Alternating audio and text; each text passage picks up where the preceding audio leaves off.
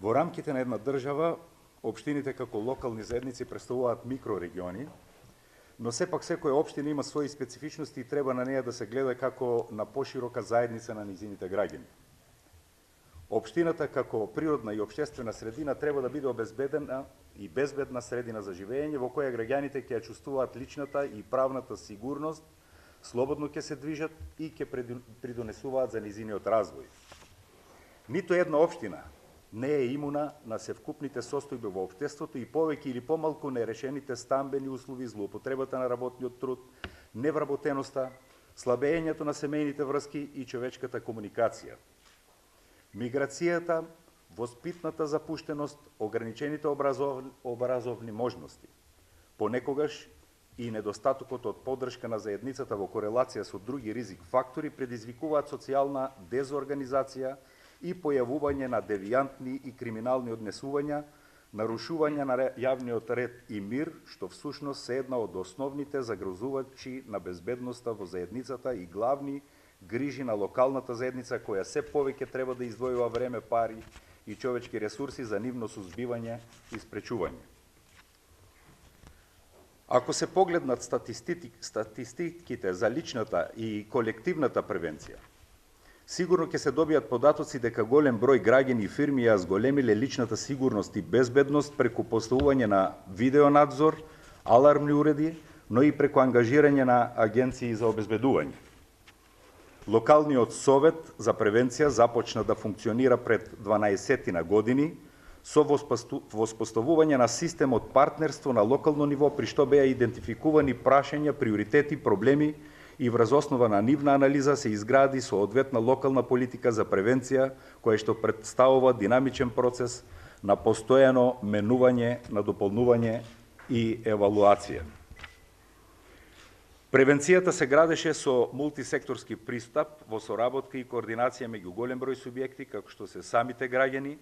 преку советодавни групи на граѓани, представници од социјалните служби, училиштата, бизнис секторот, верските заедници, политичките партии, невладините организации во партнерство со локалните власти и дел од министерствата на државно ниво, а во таа мрежа полицијата е само еден, но мощен, значаен и клучен сегмент, и заедно се работеше на планот за едукација на заштита од пожари, унапредување на сообраќајната култура на најмладите, унапредување на меѓуетничката интеграција во образованието, заштита од компјутерски криминал и измами, заштита на младите од зависност од игри на среќа. Организирање на превозот на учениците, заштита од дрога, превенција од насилно однесување, препознавање на трговија со луѓе, заштита од кражби, проекти со деца на улицата. Моравме да бидеме и самокритични, некаде се изгубил ентузијазмот, некаде институционалната поддршка, некаде влијала и објективни и субјективни околности за неможноста за активно вклучување во овие процеси, но морам да потенцирам дека најсилната страна била на планот на соработка со најмладите во детските градинки и училиштата, каде биле планирани и реализирани заеднички активности со полициските службеници, невладините организации и други заинтересирани страни.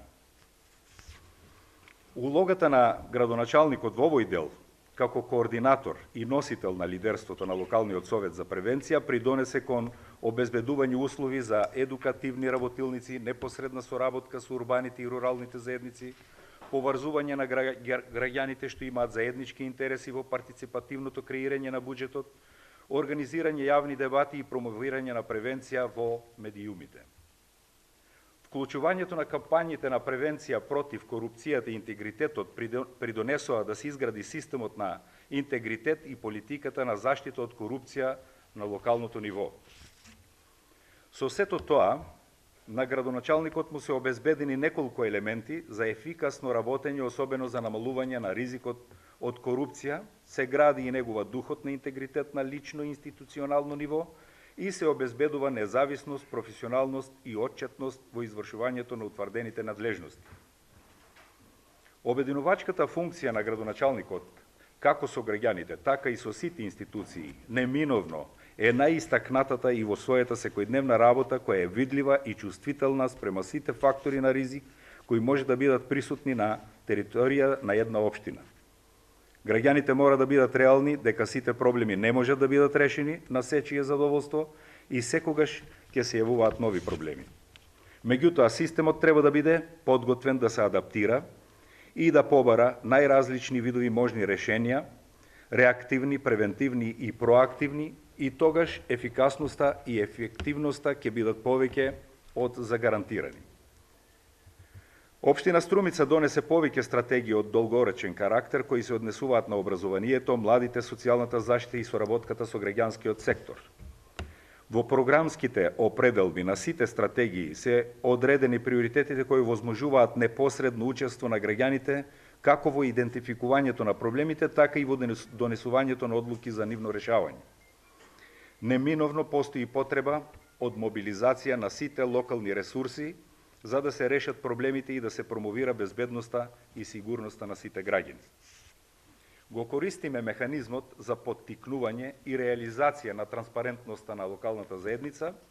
и за таа цел е организирана и оваа работна конференција на која присуствуваат представниците од различни институции,